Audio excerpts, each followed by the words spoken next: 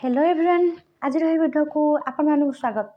तो पिलाने काली आपण मानकर एमडीसी एग्जाम अच्छी तो जी वीडियो पकाउची आपण माने बस सेतिकी देखि देखि जानतु सेतिकी वीडियो देखंतु क्लास करंतु। तो पिलाने आपण मानक एग्जाम बहुत ही भल हबो कारण एनवायरनमेंट जिनस कारण एमडीसी आपण मान देइची तो आपण मानक एनवायरनमेंट एजुकेशन मतन अच्छी तो जहाँ भी आपण एमडीसी थाउ तो आपण मानक कहली गोटे स्टेप फॉलो करेंगे आपण मैंने किसी भी जिन छाड़ी आसबेनि आउ बर्तमान मुझे भी सिलेक्शन क्वेश्चन पकई यूट्यूब रे बास आप हेतिक पढ़ी जाऊँ आपण मानक आ कि रखा ना बास से भर क्वेश्चन आपण मानक आसीज आपण मान कौन कराया आपण मानक बास ये भल से पढ़ार अच्छी बास आपण मैंने कौन कहली से भर क्वेश्चन आसीज जी मुझे सिलेक्शन क्वेश्चन अपलोड करपण मैंने जातु प्ले लिस्ट को से वीडियो देखूँ कार को एमडीसी अच्छी से भर आपण क्वेश्चन आसीज आउ प्लीज आम चैनल टे सब्सक्राइब करूँ शेयर करूँ निहाती आपण सांग सहित आपण मैंने जिते शेयर करेंगे मुझे से सियोर सियोर क्वेश्चन देवी। तो पे देख बता एनवायरनमेंट एजुकेशन अच्छी बता डिस्कसन करिया किसी क्वेश्चन। तो देख पे फास्ट क्वेश्चन कौन देख कौन the vertical position of soil with different layers is called dash विभिन्न स्तर सहित माटीर भूलंब स्थिति को डैश कहुए। The relation between two or more dissimilar organism acting together for mutual benefit is called dash पारस्परिक लाभ पाई एकत्र कार्य करथिबा दुई बा अधिक भिन्नजीवी संपर्क को डैश कहुए। तो पिला देख in ecosystem dash % of energy is transferred from one topic level to another ecosystem dash शतकड़ा शक्ति एकक ट्रैफिक स्तर रु अन्य स्तर को स्थानांतरित हुए। देन देख डी देख the addition of nutrients to the water body is called dash जल शरीर पुष्टिकर जोग को डैश कहुए। तो यहाँ ओडिया इंग्लिश अच्छी जो मैंने इंग्लिश से इंग्लिश देखिए जो मैंने ओडिया नेसन से मैंने ओडिया देखिए। देन देख मुझे अधिकांश पिला ओडिया तो ओडिया कहीदे अल्ट्रासोनिक तरंगर फ्रिक्वेंसी डैश हर्ट्ज ठारू अधिक। तो देन देख पिलाने the world population day is observe on dash every day विश्व जनसंख्या दिवस। तो ये आप इंपोर्टाट क्वेश्चन रिपीट भी हो पाए तो आप भलसे देखिए। तो जी दिखाई क्वेश्चन आप भलसे देखिए जातु प्राक्ट कर जातु। तो बर्तमान मुझे अलग यूनिवर्सिटी प्राक्ट क्वेश्चन आपंची केम कौन क्वेश्चन आपने देखिए जी। देन देख पिलाने कोविड-19 हूँ एक संक्रामक रोग जहाँ डैश जीवाणु द्वारा होता है। नेक्स्ट आम जो देखा डैश एक्ट अनुजाई केंद्रीय एवं राज्य प्रदूषण नियंत्रण बोर्ड गठन करा। देन पिक आंदोलन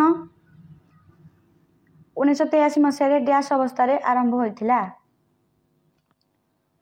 देन डैश लक्षण निर्णय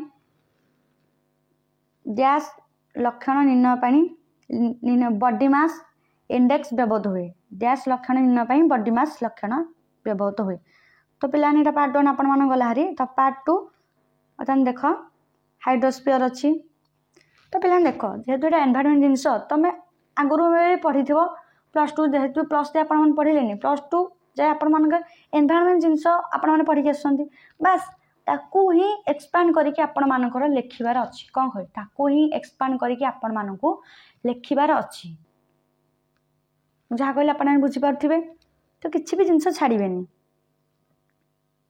जहाँ भी आसो मन को हे लिखिए आपण मैंने छाड़बेनि। तो परिवेश उपर आपण मान तो पढ़ी पढ़ी आसुँच क्लास 7-8 रु तो परिवेश उपर लिखिए निहाती 4 पेज जिते भाविकी मन को आपण मैंने लिखिपारे। देन जैव विविधता मूर्त्याक्षय सॉइल इरोजन जोटा इंग्लिश रे सस्टेनेबल डेवलपमेंट स्थायी विकास। देन देख पॉपुलेशन डिविडेंड जनसंख्या डिविडेंड। देन पॉपुलेशन इकोलॉजी जनसंख्या परिवेश एनवायरमेंटल लॉज परिवेश नियम। देन देख नॉन कम्युनिकेबल डिजीज अणसंक्रामक रोग। देन देखिए पार्ट 3 रे देखिए describe different layers of atmosphere and their significance. वायुमंडल विभिन्न स्तर एवं सेमानंकर महत्व विषय वर्णना करिबा। Discuss the carbon cycle in food chain and food use. तो देख पे खाद्य श्रृंखल एवं खाद्य कार्बन चक्र विषय आलोचना करंतु। नेक्स्ट देछि explain the biotic components of a pond ecosystem. एक पोखरी इकोसिस्टम रो बायोटिक उपादान गुडी को व्याख्या कर। तो एटा आपण मानकर क्लास 7 8 आपण मानकर एटा अछि। तो बस आपण मानकू टिके भाबी कि लिखिया अछि। भारत सरकार विभिन्न जनसंख्या नियंत्रण पदक्षेप वर्णना कर। जलवायु परिवर्तन कारण गुडी को व्याख्या कर। Explain the causes of climate change. Then देख पिलाने कौन देछि discuss the causes and consequences of radioactive pollution. Radioactive प्रदूषण रो कारण एवं परिमाण विषय आलोचना करंतु। देन देछि what is urbanisation. Discuss its effect on society. शहरीकरण कौन। देन देछि समाज उपर यार प्रभाव विषय आलोचना करंतु। देन 8 नंबर स्टार्ट हो। देखो कौन देछि discuss the environmental protection act of 1986। 1986 रो परिवेश सुरक्षा कार्य उपरे आलोचना आपण माने करंतु। देन देख पिलाने तो पिलाने आपण माने एतिक थिला क्वेश्चन। तो आपण माने कोन करिवे बस ए तो टिके देखि देबार अछि कारण एडा पिलाने देख एडा अलगा यूनिवर्सिटी हम देछि केमिति कोन क्वेश्चन पढुछि आपण अनको एडा देखा जाइछि। तो पिलाने देख होता न एमडीसी रहिला होता न आपण मानकर एमडीसी रो हम कहली किछि जेति स्टेप कहउछि आपण मान सेति स्टेप फॉलो करंतु। मु बतान किछि बतान सिलेक्शन क्वेश्चन बतान अपलोड करिवि कोन कहली यूट्यूब बतान सिलेक्शन क्वेश्चन बतान अपलोड करिवि। जेति सिलेक्शन क्वेश्चन अपलोड करिवि तो सेति को आपण मानक देखि जिवार अछि। बस सेरा आपण मान सिलेक्शन क्वेश्चन रहिबो। सियोर शॉर्ट मु आजि देबी नाही कोन कहली सियोर शॉर्ट देबिनी तार रीजन अछि कहबी नेक्स्ट वीडियो रे। तो पिला माने देखो जेति सिलेक्शन क्वेश्चन देउची किबा जेति अपलोड अछि आकरू आपण मान सेति की पढी के जानतु। नेक्स्ट पेज फिल अप करी के आसंतु। टोटल 25 पेज ऊपर आपण माने लिखंतु।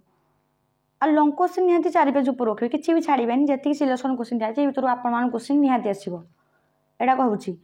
तो पिलाने आपण मान टिके भलसे लिखिबे खाता टिके आ टिके एबेठु पढापढी स्टार्ट करंतु। आ काली तो किछि तो गैप नाही एमित्रे भी तो अपलोड करी होनी वीडियो। तो मु चेष्टा करूची जेति वीडियो पडुची आपण मान टिके देखि जिवे।